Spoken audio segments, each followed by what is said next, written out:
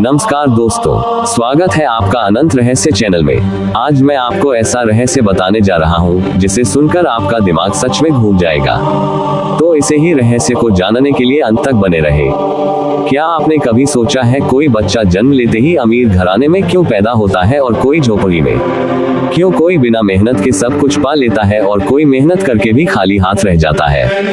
क्यों कोई जन्म से ही प्रतिभाशाली होता है, कोई गणित का जीनियस, कोई संगीतकार, कोई वैज्ञानिक और कोई साधारण? दोस्तों, ये सब है प्रारब्ध का खेल, यानी हमारे पिछले जन्मों के कर्मों का फल जो इस जन्म में हमें भुगतना ही पड़ता है। अब सवाल उठता है कि ये प्रारब्ध क्या है? शास्त्र कहते हैं कि हमारे 3 प्रकार के कर्म होते हैं। 1. संचित कर्म, जो हमारे आत्मा के अकाउंट में जमा है। 2. प्रारब्ध कर्म, जो इस जन्म में फल देने वाले हैं। 3. क्रियमान कर्म, जो हम अभी कर रहे हैं और जो भविष्य का निर्माण करेंगे। जैसे बैंक अकाउंट में पैसा होता है, कुछ फिक्स्ड डिपॉजिट में रखा है, संचित कुछ अभी आपके अकाउंट से कटकर खर्च हो रहा है, प्रारब्ध और कुछ आप अभी जमा कर रहे हैं, क्रियमान। यानी आज जो आपके साथ हो रहा है, चाहे सुख हो या दुख, ये सब प्रारब्ध का खेल है। आइए अब कुछ उदाहरण देखते हैं। पहला, राजा हरिश्चंद्र सत्य के पालन में इतने दृढ़ कि अपना सब कुछ खो दिया, ये उनका प्रारब्ध था। दूसरा, महाभारत का कर्ण, दानवीर, महान योद्धा, लेकिन जीवन भर तिरस्कार और कठिनाई झेलते रहे। क्यों? क्योंकि प्रारब्ध ऐसा था। नंबर 3, आधुनिक समय का उदाहरण। क्या आपने ऐसे बच्चों के बारे में सुना है जो बोलना सीखने से पहले ही पियानो बजाने लगते हैं? कोई बच्चा गणित में ऐसा तेज कि पूरी दुनिया दंग रह जाए।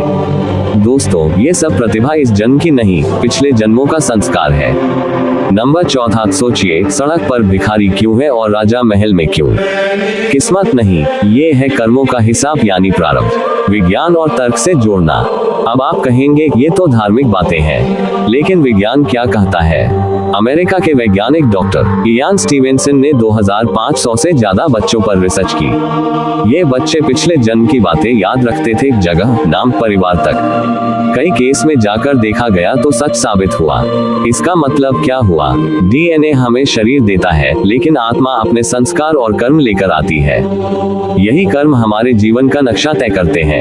तो दोस्तों, विज्ञान भी मान रहा है कि जीवन बार बार आता है और कर्मों का खेल ही सब कुछ है।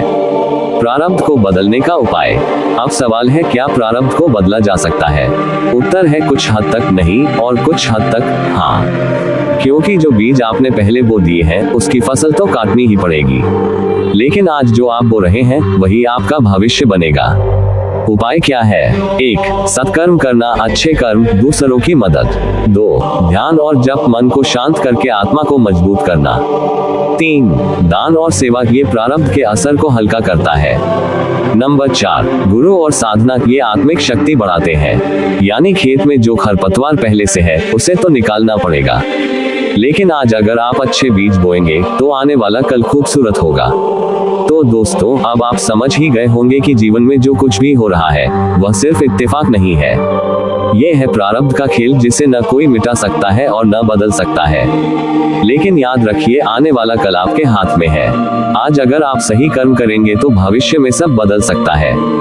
अगर आपको ये रहस्य पसंद आया हो तो चैनल को सब्सक्राइब जरूर करें, वीडियो को लाइक करें, अपने दोस्तों और परिवार के साथ शेयर करें और नीचे कमेंट करके बताएं कि प्रारब्ध के बारे में आपकी क्या राय है। आपका हर एक लाइक, हर एक कमेंट और हर एक शेयर हमें नई ऊर्जा देता है और गहरे रहस्यों की ओर ले जाता है। जुड़े रहिए हमारे साथ, क्योंकि अनंत रहस्य अभी बाकी है। धन्यवाद।